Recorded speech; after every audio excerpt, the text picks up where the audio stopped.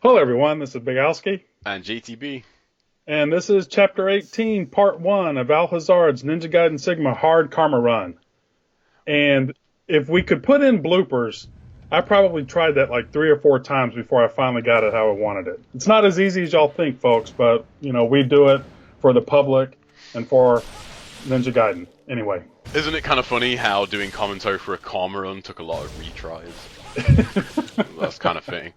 But starting it off, actually, this fight right here, really quick to mention, you do have enough time to charge an ET, depending on where the fish spawn. Sometimes you do, sometimes you don't. It's just one of those things. And the huge kind of bugbear about this fight is that if it goes wrong, you have to fight Doku all over again. And, if you watched the last video, which I assume you did, then you know that he got a really good Doku fight, so it stands to reason that he'd want to keep that and not have to go back and redo it.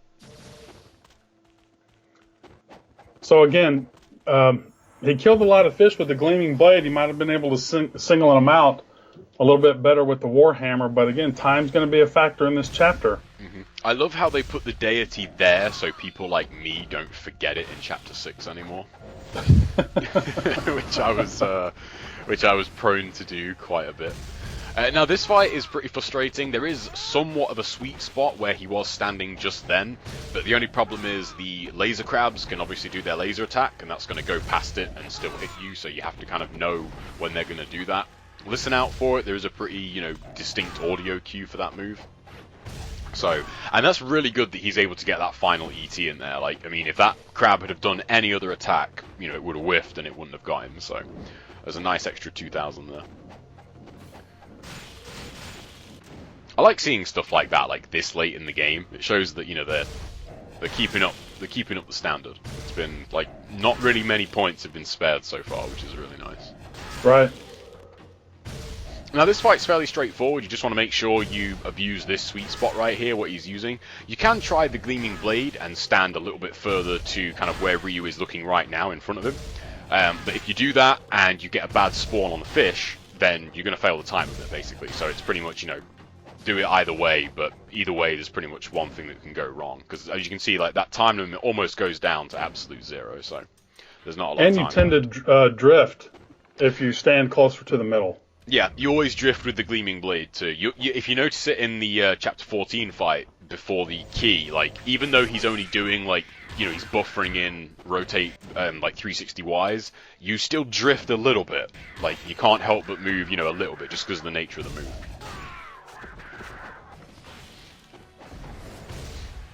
Now, in this fight, I was a little bit surprised he didn't use the... I believe he still got the level 1 Luna, and I think he would have been able to get maybe at least 1 or 2 more UTs out of these, because he obviously loses a UT right there because the cat kills him, hits him rather, and then he has to kill the cat, so in theory that's 2 UTs potentially lost because of the essence. Right. He has to re-stagger, and having the level 1 Luna could have, maybe helped him here. But again, time limit for this chapter is going to be something that you want to keep in mind. This chapter, more than any, I would highly recommend doing a lot of practice runs on, because some things can happen where you might want to spend a little bit more time to get an extra few points here and there, and if you haven't accounted for those, then you're actually going to go over the time limit. So it's something to bear in mind on this chapter. I do want to say, after that ghostfish fight and before the fight that we just saw, that's my favorite cutscene in the game. Oh yeah, with the ninja, that is a good one. Yeah. Now, speaking of these ghostfish fights, there is another way to do them, and it's been shown a couple of times. I think it was first shown by Kyoiri way back in the old days, and then again by Balbade in his run. You can actually stand at the start of the staircase and do Debilero UTs, but it's one of the annoying strategies that in order to use that, there's pretty much zero margin for error. Like if you get hit, if your UT doesn't kill anything, if your UT doesn't register points, if you kill too many with fire wheels, like there's so many things that can go wrong, and yet all of them have to not happen for you to be able to get the maximum amount of points. So it's kind of up to you whether you want to do that, because on hard you don't have the time to go back and save, so you're going to fight half the core rather in one gauntlet, and then the second half of the core is going to be the other gauntlet. So it's a lot of fights in a row to kind of get shafted on in the last ghostfish fight, which happens to everybody. So it's kind of up to you. If you think that's worth an extra 20,000 points, then you can go for it. If not, you don't need to go for it. That one missed, didn't it? Which one, the UT? Yeah. I'm pretty sure. He jumped over it, which is what we were talking about earlier. I believe that's what happened. I'd have to double check. And that can happen, so it's good that he showed it to, be careful about it. Even timing when you're going to let go, you just can't, I have this, it's going to hit no matter what. Yeah. For the laser crab fiends in particular, kind of the golden rule, you always want to wait until they start an attack before you release your UT. If you just kind of charge up your UT and then release it immediately and think, okay, this is going to hit him, that's when they're going to jump over it and it's not going to hit them. So wait until they move first.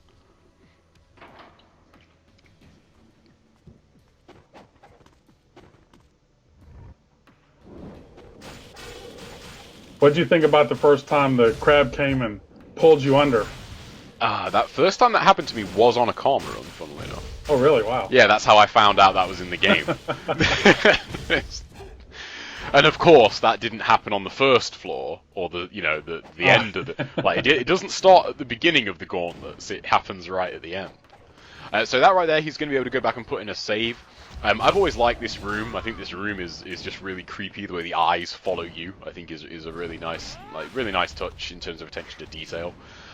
So you're going to want to have low health coming into this. One of the nice things I think they did in Sigma was that they altered these fights so that you don't have to mess around for like 3 minutes farming low heavy weapon UTs. You can just come in here with the UF and slap them about and then be on your way.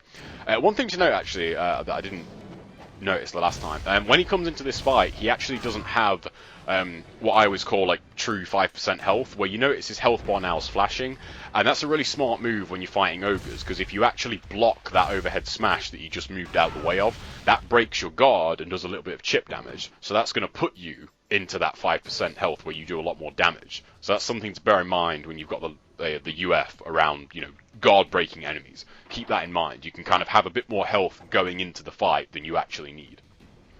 Well, that did that in Sigma. I don't think it did it in Black, did it? It did it in... Yeah, it does it in both. It's been a long time since I played either one, so... Yeah, me too. It's just...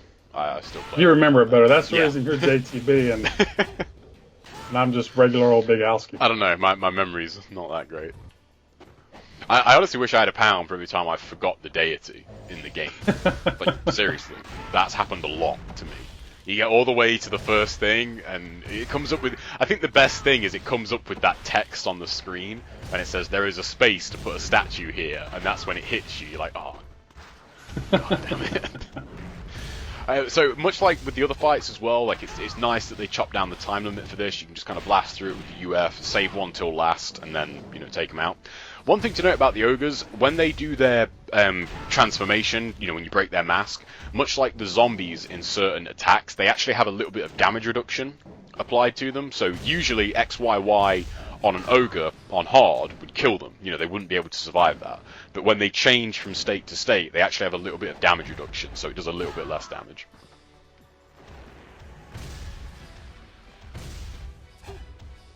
A rare. I tell you what, he could have easily got hit there. Yeah. I might have jumped away just because I've had that happen. You think, you're going to have plenty of time to charge, and then all of a sudden a smash, and those little things add up, and, once you experience it, you'll understand what we're talking about. It can be frustrating, but that's all part of a Karma run, too. Yeah, the ogres as well have a lot more range than you think. They really do. It reminds me of, I think it's in Call of Duty 4, the little load screen tip where it says frag grenades have all 3 feet more range than you think. And it's the same thing for ogres and their damn clubs. If you think it's gonna miss, it's not. It's going to hit you. Okay, guys. Well, that's it for part 1. We will see you in part 2. Take care. Take care, guys.